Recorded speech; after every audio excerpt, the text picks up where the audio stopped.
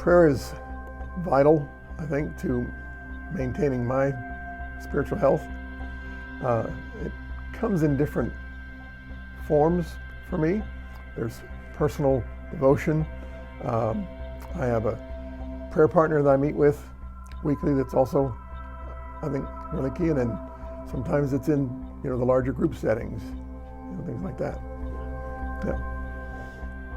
Absolutely, the greatest challenge to prayer is consistency.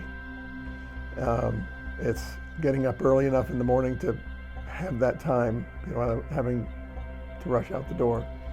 And it's things pressing in,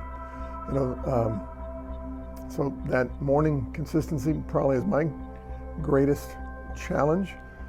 Some of the things that help that is having a devotion or a guide that helps with that, right? So our scripture reading schedule that we had last year was helpful. Our prayer guides that we're doing now, those kind of things are helpful.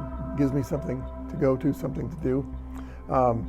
Also the accountability of having a prayer partner. I know every Tuesday at 2:30, I'm gonna get a phone call from my prayer partner, and so it's clearing that schedule and taking about 30 minutes to share and to pray with my prayer partner is a big key.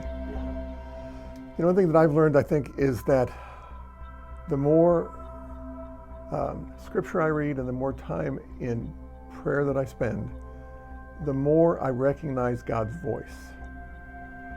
And just in terms of daily walk and decision making and things like that, just being trained to hear God's voice, and more importantly to recognize what's not God's voice, I think is a really key fruit of prayer for me.